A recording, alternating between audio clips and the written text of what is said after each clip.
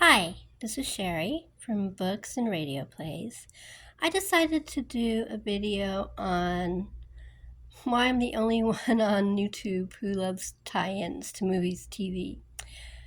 To me, the word and the video or the film or whatever form of uh, movie and TV entertainment that you guys enjoy is all connected to the word. The word is the most important because there wouldn't be film or television without the word. Even silent movies have words. You have to have the word. So I am going to try and explain my love of tie-ins. Now, I understand that aesthetically, I think I said that right. Sorry, I'm just recovering from being sick, so if my own words, don't come in as well as normal, I do apologize. I understand why people don't like tie-ins. They think it's crass commercialism. They think it's a ploy, which it probably is. But to me, it makes me remember. It makes me smile. For every tie-in book I have a memory. And some tie-in books, if I didn't have it, I would be so upset because I'm the only one who seems to remember these shows. It's actually one is right here. If you look all the way to the left, there's a show called McCoy. It was on the Sunday night mystery movie.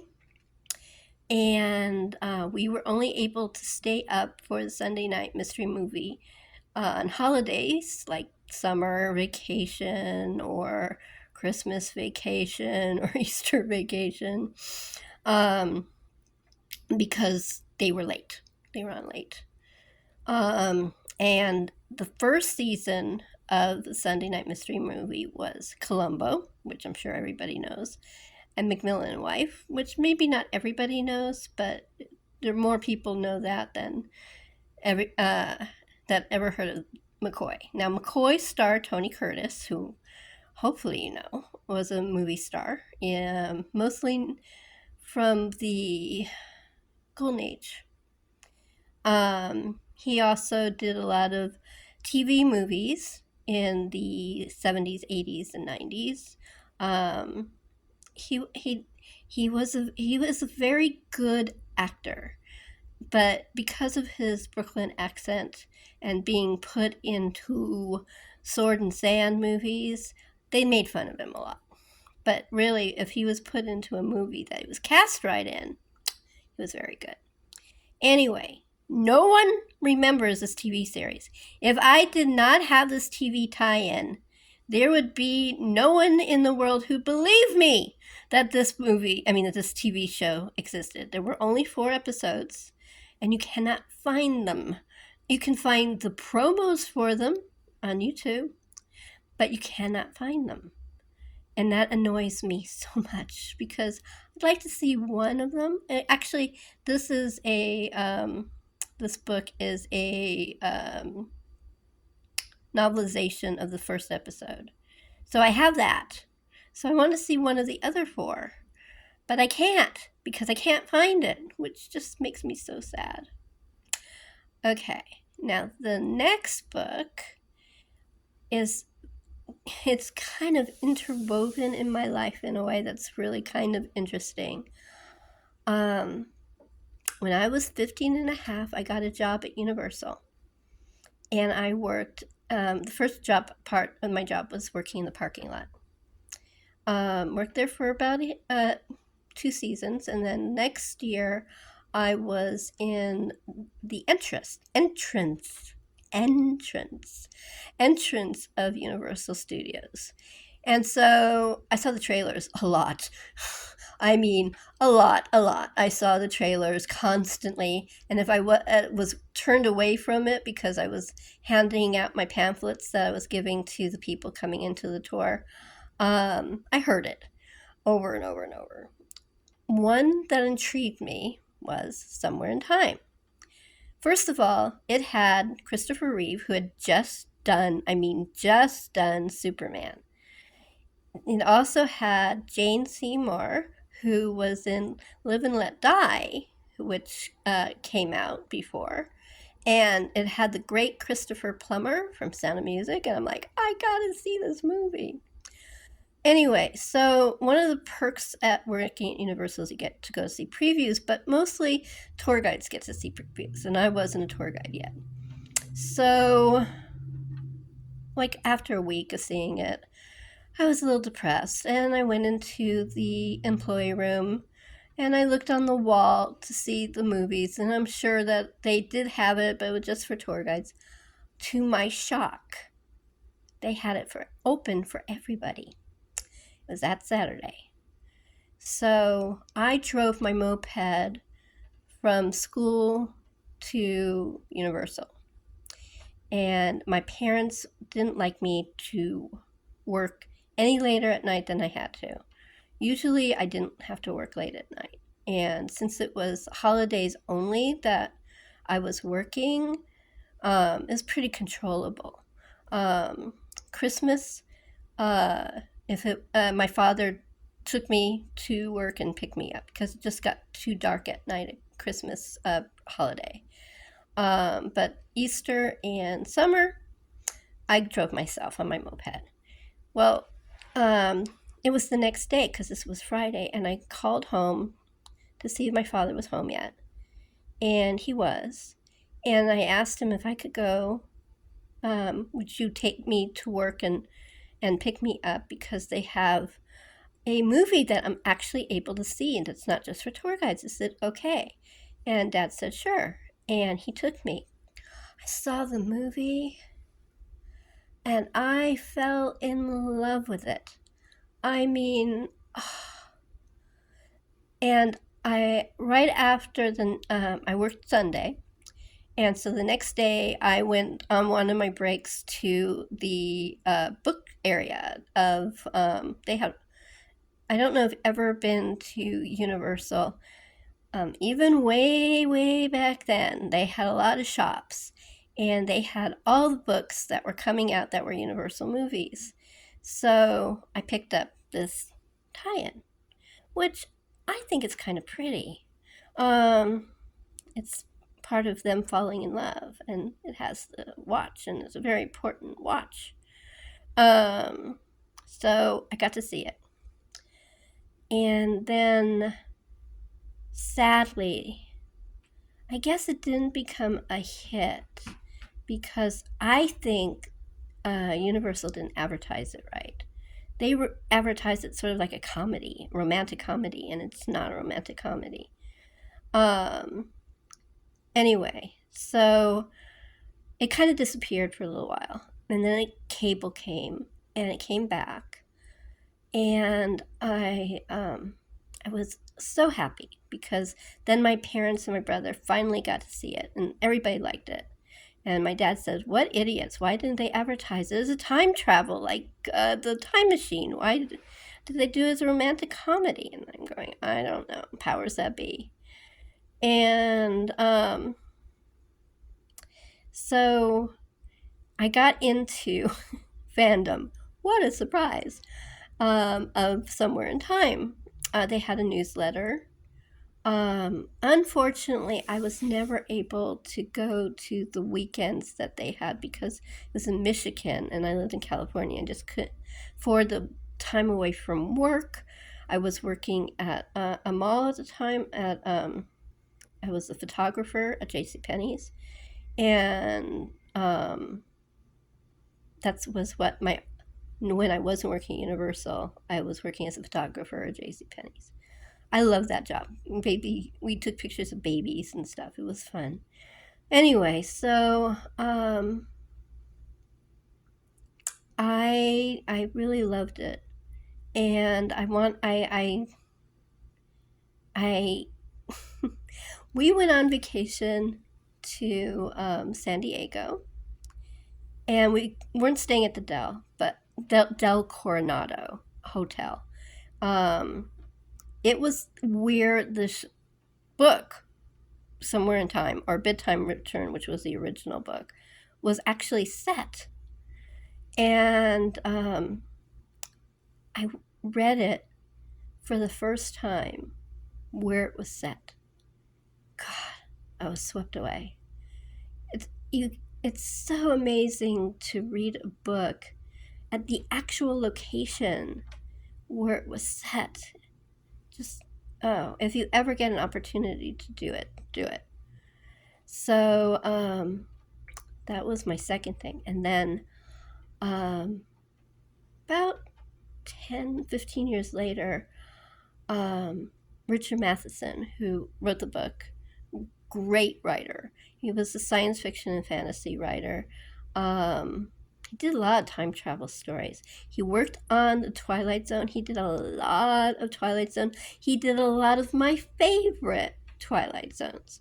Highly recommend you guys if you got Paramount Plus, look up Twilight Zone and find the episodes with Richard Matheson as the writer and watch them, because brilliant writer. He also wrote a lot of movies. He wrote books that became movies like I Am Legend and stuff like that. Just a great science fiction writer. So he was at a local bookstore signing books, and there was a huge line, of course, so you weren't able to get multiple books signed, and you weren't able to talk to him, and he didn't personally sign it because there was so many people, which I understood. I've done that before, especially when I went to signings at conventions, like Xena Convention or Star Trek Convention and stuff like that. They do the same thing because they're so busy that there's just no time to sign it to everybody. So I was really excited to meet Richard Matheson, first of all. Told him how much I love the Twilight Zone. I told him how much Somewhere in Time. That I couldn't wait to see the latest movie. I can't remember the name of it. It's with Robin Williams, who goes to heaven to find his wife. If anybody remembers, please write in the comments below. Anyway, that was the book he was actually promoting. And yes, I still have my autographed copy of that book.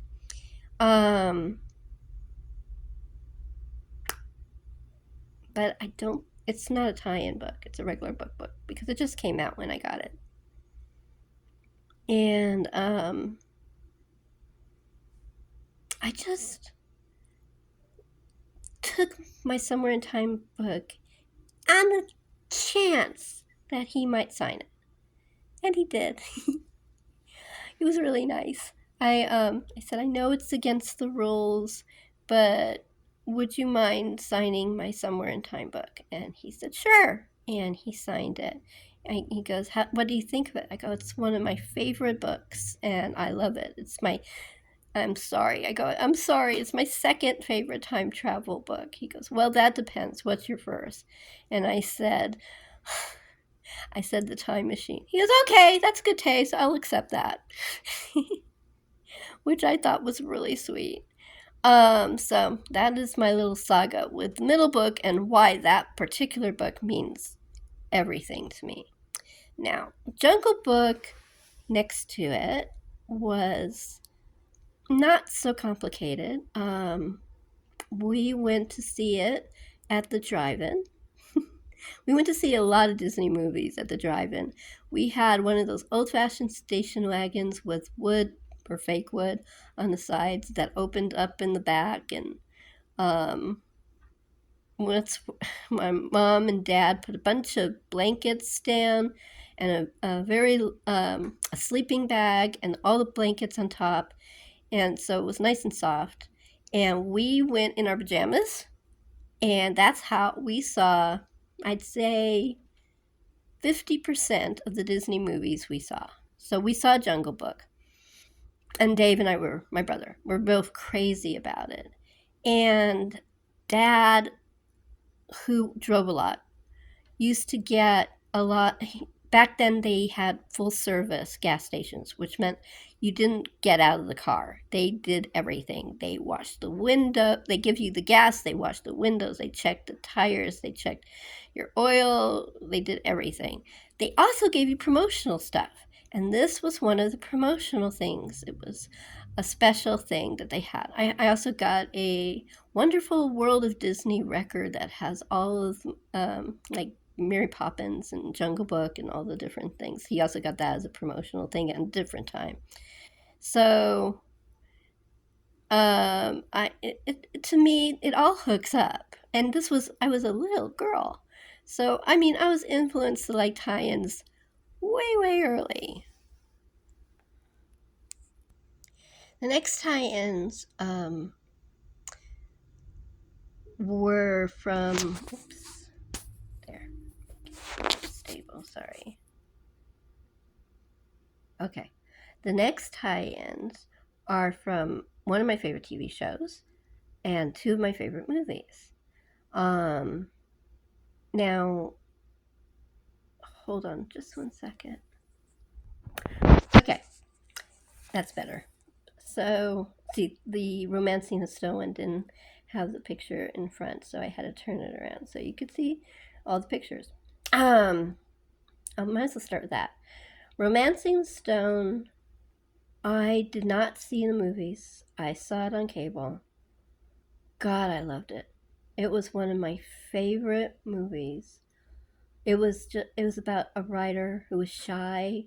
Hello, that's me. A writer that was shy, who was afraid of her own shadow, who was not sure about life, was uncomfortable with men, who wrote her fantasy men in her books. And her sister gets in trouble and in South America, and she has to go to South America, which goes against every principle she had. But she did it because she loved her sister. And it's such a fun adventure. It's so funny. Although I don't know if people would get it today. Like, there's one line I know that a lot of people won't get today. She's talking about paying to get help to get to where her sister is. And he said that how much money was like $300. And she goes, how about $275 in traveler's checks? And he says, American Express? And she says, of course. Okay, you got it. Now, anybody at that time would burst into laughter because that's basically the commercial for American Express traveler's checks. But today, there is no such thing as American Express traveler's checks. So it is a little dated, but it's so much fun. It's one of the funniest movies. And I love the pictures that they shows, and I love the movie. And then Switch was special in a couple ways. One, it had Robert Wagner, who I adored and watched in everything, and Eddie Albert, who I also adored from Green Acres. But it also had Sharon Glass. She's not in the picture. But Sharon Glass plays the secretary. If you guys watch TV, it was about maybe 15 years ago. There was a show called Burn Notice. It was on USA, and she played the mom. She was also in Cagney and Lacey, and she played Cagney. Cagney's probably what she's best known as. So it was such a fun show. And it was shot at Universal during the same time I was working there. And one day, me and one of the girls, you couldn't afford, we didn't make a lot of money at Universal. And you couldn't afford the commissary very often, but every once in a while we would go to the commissary. Now, the commissary isn't where they show it on Murder, She Wrote and Columbo. That is actually the lobby of the MCA building, and they just put some chairs and tables in there. The commissary is in another building next to it, and it's amazing. It's amazing. It's all booths. It's very luxurious. There's there's two parts. There's a part where you can just go in and order your food and sit down. That's It's still got booths. It's really nice and china and stuff. But there's a second part where you can make a reservation and go in like a restaurant. That's where the movie and TV stars are. And so there were two lines, one for the regular part and the other for the VIP part. That's what they called it. It wasn't really a VIP. Anybody could sign. You just make a reservation.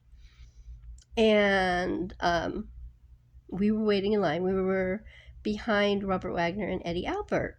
And we weren't eavesdropping or anything. We were talking about the time. You know, we had to make sure we got back because we only had, if I remember right, 45 minutes. Now, since it's on the lot and we're on the lot, you would think it'd be cool, but it depended where you were working. This was my third job. It was down in the lot. But my friend, she was working up on the lot, so she had to have a little more time to get back to the job. So we didn't know it, but Robert Wagner and Eddie Albert heard us. And they said, oh, well, we have an hour and we don't have to be exactly on time. Why don't you two ladies step in front of us? Yeah, they wouldn't say guys. They said ladies. And we looked at each other and I said, are you sure? And Robert went, of course, after you ladies. And so we went in front of them and we were sort of embarrassed, but we did. And it was nice. And we talked to them while we were waiting in line. Because it kind of opened us up for conversation. It was lovely, nice memory. So that switch brings that back. Enchanted April, I just love the movie. I love the character. She's my favorite character in the movie, played by Polly Walker. That's the picture of the lady. I love Enchanted April. It's one of my favorite books, and the cover is perfect. I mean, it shows the flowers and a bit of the castle, and it shows her, and she's a very important part of it. Definitely, definitely love that. So, those are those three. Now, you may notice these three have something in common. They're all Barbra Streisand movies. My favorite Barbra Streisand movie is the first one, What's Up Doc, which to me is one of the funniest movies I've ever seen still. Peter Bogdanovich is a genius, and everybody in it, especially Barbara, she's sort of like a Bugs Bunny in it, just so funny. So it's a favorite. And I actually just found that recently. I was so excited. And if you look at it, it's in really good shape. See? Okay, and the next one is the Owl and Pussycat, which isn't my favorite, but it has a really funny cover, so I had to get it. I like how she's pulling the pussycat's tail. It's a very funny movie. It's not for children. It's very sexy. I'd say 13 and up. But it's a really good book and a really good movie. Oh, and the book, it goes to say that the book is usually, if I love the movie or the TV show, the book is usually as good. It's rare that it isn't. And the last one, my Barbra Streisand collection, is Funny Lady. I like to get Funny Girl. I have not been able to find it. If anybody has seen Funny Girl, please let me know where, because I would like, at a reasonable price, because I would really, really, really like to get that for my Barbra Streisand tie-in book collection.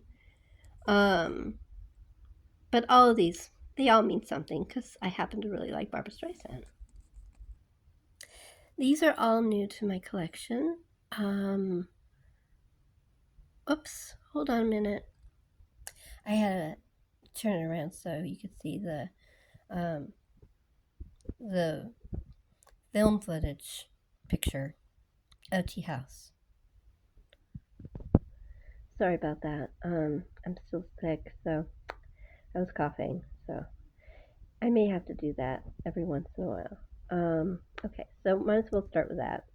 Tea House of the August Moon is a really funny movie. It's my favorite movie with Marlon Brando. It is not politically correct today because Marlon Brando plays an Asian, but he's so funny. Basically, his asides are tearing apart the American army. It's really funny. It was done during Vietnam, so it's a bit there's a bit of protest in there too. Um, but it's very funny. It's a really good book.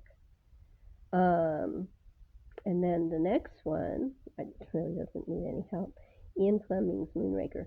The only thing they have is a picture of Moonraker and the girl, and even though it is a movie tie-in, you could barely see the picture.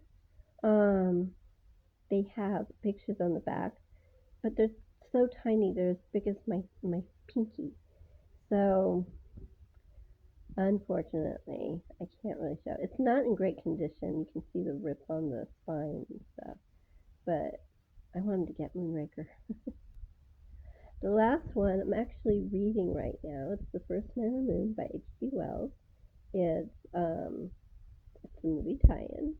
I think the movie was in the 40s, if I remember right. Sorry, that's my problem stomach. I do apologize. Um, anyway, it's so far it's really good. I mean, I've seen the movie, but I've never read the book. See, that's the thing about me. I come to a lot of books because I saw the movie first. Sometimes years and years and years and years and years and years before um, I ever watched you know, I ever watched the book. I ever watched the book. I ever read the book. I told you I was sick. Sorry. Um, there's one I don't have because I have it in a drawer and I can't get to the drawer because my cat is sleeping there. So that's Marjorie Morningstar. After years, I had Marjorie Morningstar with Natalie Wood on the cover, and when I moved, it was during the summer, and basically it just exploded the book. When I pulled it up, the pages just burst from my hand, and the spine crumbled, and it was awful. So for years and years and years I looked for the book, and I finally found it. So I saw the movie first. I was about 15 or 16.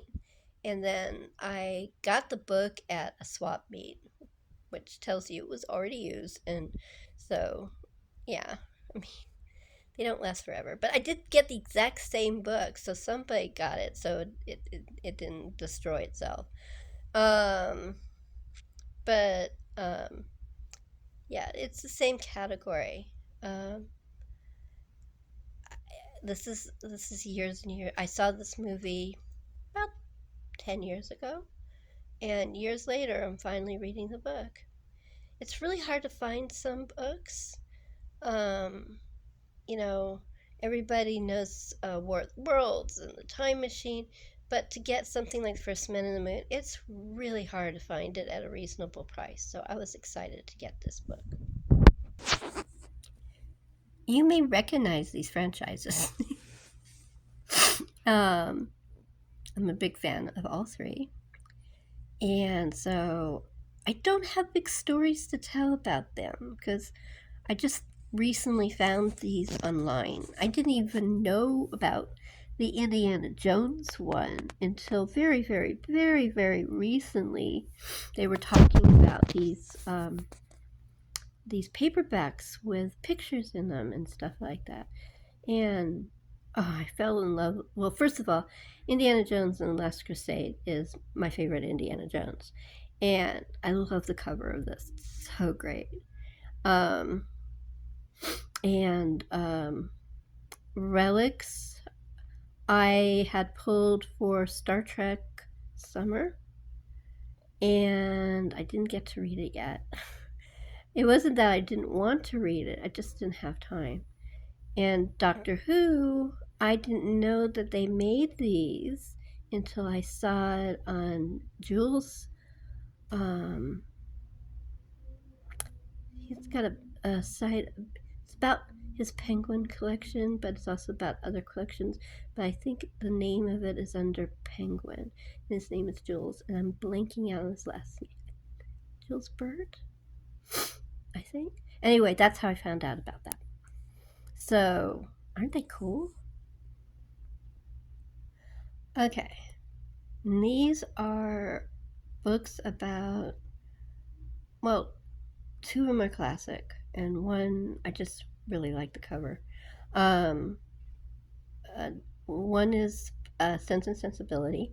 Now, I love Jane Austen, and I love Sense and Sensibility, and I think I have about 5 different copies of it, so you cannot accuse me of being a bad Jane Austen fan because I have several different editions of Sense and Sensibility in some vintage, in Penguin. I even have the book that Emma wrote. Both it has both her diary and the script, so I have it. so yeah, I think I'm pretty much a completist there. The next book is The Ghost of Mrs. Muir with the beautiful Jean Tierney on the cover, and it is basically, it's condensed. It explains the story, but it's based on the movie and not the book. I still have not found a book at a price I can afford, even a tie-in. I want that book, but so far I haven't been able to find it. The last book is Mrs. Harris Goes to Paris. It also has Mrs. Harris Goes to New York, and I really love it. I had never heard of it before. The lady who plays the lead, who was in Magpie Murders, she was talking about it, and how much she loved doing it. And that's the first I'd ever heard of it. When they showed scenes, I knew I had to see it. It's such a good book. In fact, I loved it so much that there was an older movie with Angela Lansbury playing the same character, of Mrs. Harris Goes to Paris, and I had to get that too. So yeah, I just wanted you to see some nice, pretty books, classics. And these are the last ones. And you're probably saying, oh, thank God. The Goodbye Girl, which is a great movie. It's Neil Simon. Love that movie. It's a really pretty cover. I like the cover. I know people don't like tie-in covers, but I really think that's a pretty cover. And the next one is Burn Notice, which is a TV series I really adore. This is a novelization, and it has the two leads on the cover, and I think they look fab. And then the next one is a movie called The Quiet American. Sorry, to get all 4, I had to kind of smush them together. And that's by Graham Greene. And I do have to admit, I had never read a Graham Greene, and I was curious about him, but I actually bought it because Michael Caine was on the cover. And I bought it from a library book sale. I also bought the one next to it, Journey to the Center of the Earth 3D, because I thought when I bought it, it was Journey to the Center of Earth by Verne, but it actually is Journey to the Center of the Earth based on the movie, which was fine. I mean, it was fun, but I still want to read the Verne book. That was my bad. I guess I didn't look at it closely enough. But these are my last ones. And I just finished reading Journey. I still haven't read The Quiet American. I've read all of them except for The Quiet American. I've only read one Graham Greenback that was Travels with My Aunt. And I'm taking kind of a break from Green because the last chapter kind of blew me away, not in a good way. So I still want to read more Green. So yeah, that book's not going away. It's a Penguin. It's a nice book, but I'm not going to read it right this second. So that's it for today. I hope you enjoyed my little journey on why I like movie and TV tie-ins, and I hope it makes sense. Please don't be mad at me and say nasty things. I've been sick, okay? Thank you for watching.